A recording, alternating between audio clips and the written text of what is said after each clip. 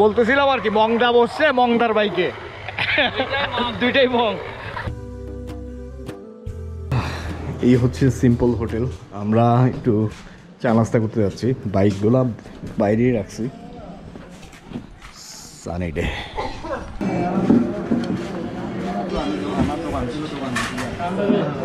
নাস্তা খেয়ে আসছি, এখন চেকিং করতেছি। আমি তো এবার সিম্পল ভাবেই চলে আসছি। টেন্ট নিছি আর raincoat, extra pair of shirt, that's it. আজকেও রোদের হিট দেখা যাচ্ছে, কালকে তো বৃষ্টি চলে আসছে, কিন্তু ডিহাইড্রেশন থেকে রাখতে পানি, স্যালাইন। এই ফাঁকে একটা কুইক টিপস আমি দিই।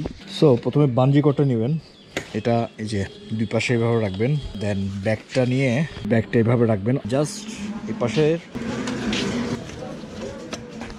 এভাবে, আর সেম এভাবে নিয়ে এভাবে ক্রস ইজিলি এটা লাগানো যায় আর কি। জাস্ট আমি একটু অ্যাডজাস্ট করে নিব, ঠিক মাঝখান বরাবর আসবে আর কি। এখন টাইম হচ্ছে 11:26, দেখা যাচ্ছে কিনা রোদ একটু দেরি হয়ে গেছে।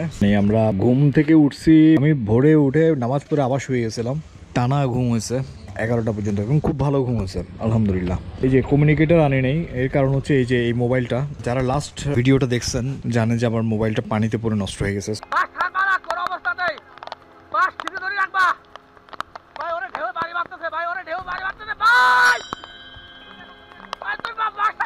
তো আমি কারেন্টলি আপাতত এটা ইউজ করতেছি কাজ চালানোর জন্য, আর হচ্ছে গ্লাভস এটা ইউজ করতেছি 1 সেকেন্ডের। পানির জন্য যেটা চিন্তা করতেছি যে পানির যে ব্যাগগুলো আছে ক্যারি করার, পাইপ দিয়ে মানে রাইড করতে করতে খাওয়া, ওরকম একটা কিছু নিয়ে নিবো আর কি। That's it. ওরা কই?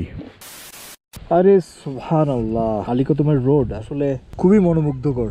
প্রচুর বাতাস, এই যে ঝরা পাতা, হয়তো ওয়াইড লেন্স তো দেখা যাবে না, প্রচুর পাতা পড়তেছে, আর আকাশ খুবই মেঘলা দেখা যাচ্ছে, একদমই মেঘে ভরা। আলীকদম থেকে জাস্ট এই তো 5-10 কিলো মতো আসছি। আর ওরা মানে আমি একটু আগে টান দিছি, ওরা ওখানে লোকালি জিজ্ঞেস করছে লামা কোন দিকে, তো ওইখান থেকে একটা রোড দেখাই দিছে।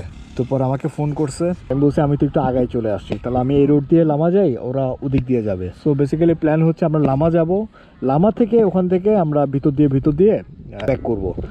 আবারও মনে হয় বৃষ্টি আসবে, আবারও ভিজতে হইতে পারে। রেইনকোট আছে, আসলে ওদেরকে নিয়ে সমস্যা আর কি।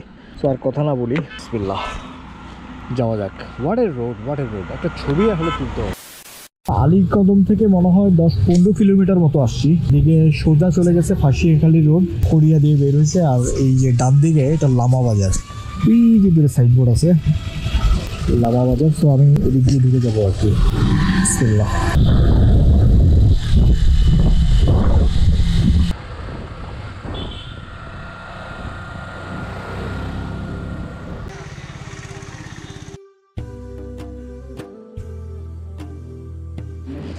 এটা হচ্ছে লারং রেস্টুরেন্ট, যেটা নিচে এটা হচ্ছে মুন্ডি।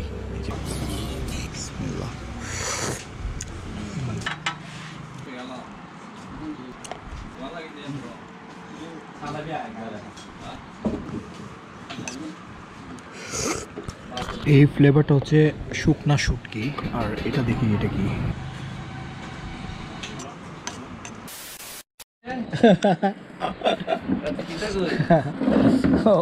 ওকে আরে নেই।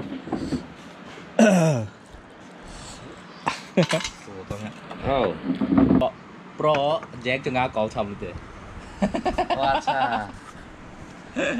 মং মং বুঝছেন কাহিনী কি হলো? বুঝছে পরিচয় হয়ে ভালো হয়েছে না। এখন ভাইকে বললাম যে মং, ওনার নাম মং, স্কুল টিচার। এই ইনফরমেশনের উপর ফোন দিছে, ওই ভাইয়া আইসা বৈশা আমার সাথে বলছে আমি মং। এখন আমি তো উনি বিব্রত, আমি কি পরে জানা গেল যে আসলে উনিও মং, মানে আরেকজন। আচ্ছা তাই। আচ্ছা, এখানে কাহিনীটা একটু প্যাচ খেয়ে যাচ্ছে, কাহিনীটা একটু খুলে না বললে ব্যাপারটা আপনারা বুঝবেন না। এই কাহিনীটা বোঝার জন্য একটু আমাদের পিছনে ফিরে যেতে হবে। লামাতে আমার দুইজন ফ্রেন্ড আছে, ট্রাভেলার ফ্রেন্ড বলা যায় আর কি, আসিফ ভাই এবং পাহাড়ি বন্ধু হচ্ছে মং ভাই। প্রথম ঝরনায় আজকে আসলাম। দুজনেই হচ্ছে পেশায় শিক্ষক এবং পাশাপাশি ফটোগ্রাফি করেন। আসিফ ভাই হচ্ছেন বার্ড ফটোগ্রাফি করেন, আর মংজাই দাদা উনি খুব ভালো ছবি তোলেন, উনিও মোবাইল দিয়ে ফটোগ্রাফি করেন। ওনার ছবি তোলা আসলে ইমপ্রেসিভ। লামাতে গেলে আমরা একসাথে দেখা করি, চাটা খাই, এদিক সেদিক ঘুরিও। যেমন গতবার লামাতে গিয়ে আমরা একটা ঝর্ণাতে গেছিলাম, লামার একটা ঝর্ণা নুমা ঝেরিতে।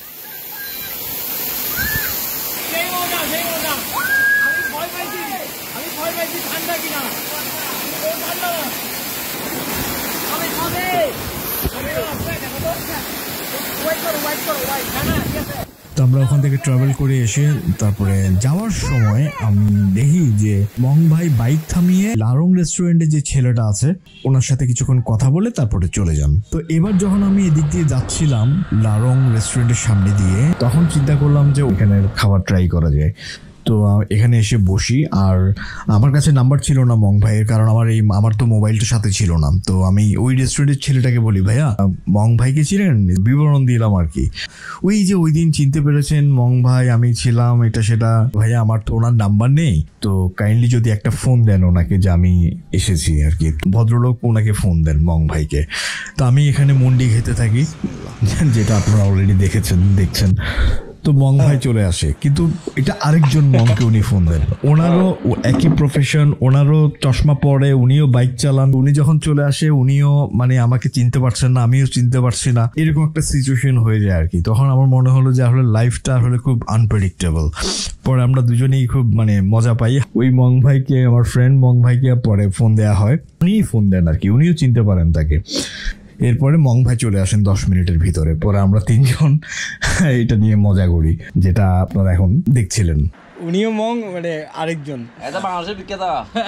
আচ্ছা তাই? আচ্ছা আচ্ছা, গেলে আমাদের আসিফ ভাই আছে না, হ্যাঁ আমরা শুধু জিজ্ঞেস করে, কারণ আমরা একসাথে ঘুরি যে। আচ্ছা আচ্ছা, আসিফ ভাই তো ঘুরে, হ্যাঁ হ্যাঁ, ওরা আপনার সাথে মং ব্লগ আছে না, হ্যাঁ ও আরিফ, হ্যাঁ তাই? আচ্ছা আচ্ছা, বাহ, তাহলে তো লাকি, যাক দেখা হয়ে গেল, ভালো হলো। তারপরে আর কি আসার পরে এখন ও তো গোপ্রো দেখছে, তো ও তো চিনে। এখন বলছে, দাদা আমার একজন আসছে, উনি আপনাকে খুঁজতেছে, উনি ব্লগ করে মনে হয় বলতেছে, তাহলে তো আমাকে ডাকবে স্বাভাবিক, উনি তো করেন আর কি, যেহেতু আমি করি এই কারণে ও আমাকে কল দিচ্ছে, যেহেতু মং স্কুল টিচার, বাইক চালায়। তো আমি আসছি এখানে তিনটা ইনফরমেশন মং এইভাবেই ওনার সাথে পরিচয় হয়েছে, ছবি তুলতে তুলতে গিয়ে পরিচয় আর কি। আসলে ইন্টারেস্টিং। পরে চিন্তা করলাম যে আচ্ছা আগে মুন্ডি খাই, আসি আপনাদেরকে ফোন দিই, তারপরেরটা পরে দেখা যাবে, থামছি যায় যেখানে যাই। ওদের সাথে 2 দিন আমি 3 দিন আমি একসাথে ছিলাম।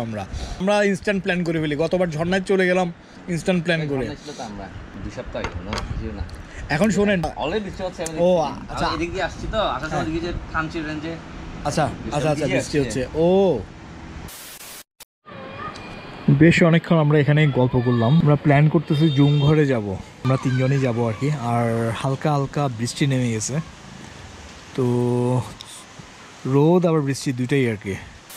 আমাদের আদিবাসীতে একটা মাত্র লামা এখন বর্তমানে, এখন একটাই মাত্র লারং স্টুডেন্ট আছে, যেটা মাস্টারপাড়া। এখানে আসলে আপনার আদিবাসী বিভিন্ন ধরনের মানে খাবার পাওয়া যাবে, রাইট? মন্দির থেকে শুরু করে বিভিন্ন, আর ইয়াটা আছে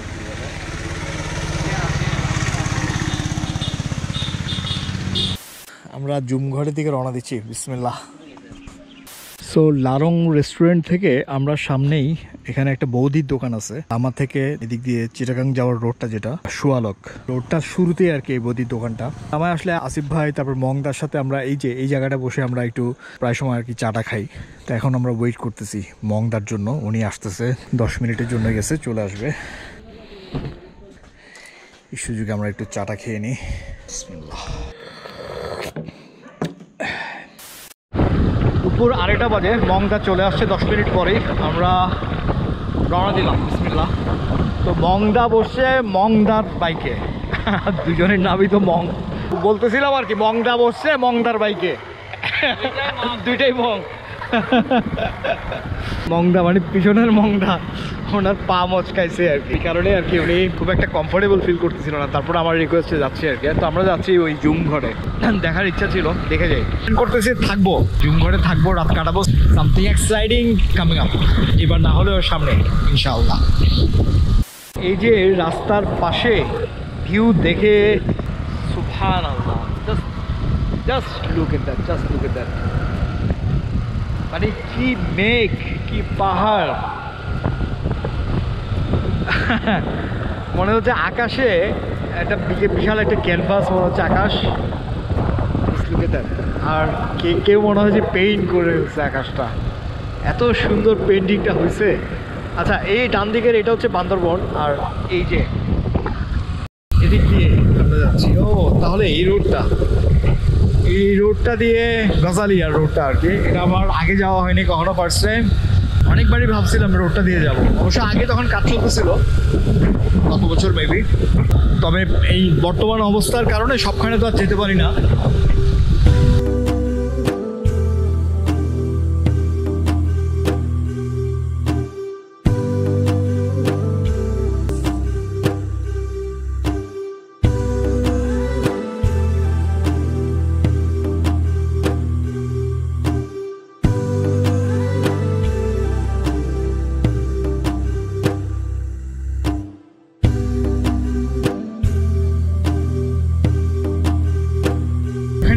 রাস্তা হচ্ছে একদম ছবির মতো আর কি, খুব মসৃণ রাস্তা আর খুব ছায়া। ওয়েদারটাও আজকে মনোরম, তো ওই কারণে বেশি ভালো লাগতেছে। এদিক দিয়ে না, ঠিক আছে।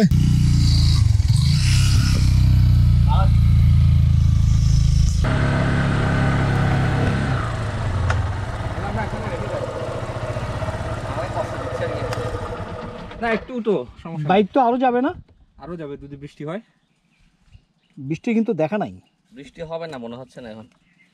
আপনারটা নিতে পারেন, সমস্যা নাই, আমি নিব না, কারণ আমার বৃষ্টি হয়ে গেলে তো সমস্যা। কারণ এখানে বৃষ্টি হয়ে গেলে এই রোডটা কিন্তু নামতে অনেক সমস্যা হয়ে যাবে। নামতে না মানে এখানে গাড়ি চালানো যাবে না, টোটালি না।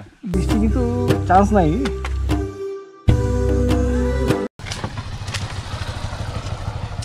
ট্রেকিং করে ওখানে যেতে হবে। ওহ ওয়াও, ওই যে ডিজাইন লে পিয়ারে সব ট্যালেন্ট মানুষজন। ইমাজিন যোগা মেয়েদের দেখলে কিন্তু বোঝা যায়, কিন্তু আপনি এখানে জায়গাটা পার হয়ে যেতে হবে বিকজ অফ দিস। এরকম আরো আছে নাকি ভাঙা? বাইকটা একটু ঢুকায় রাখলে মনে হয় ভালো হতো।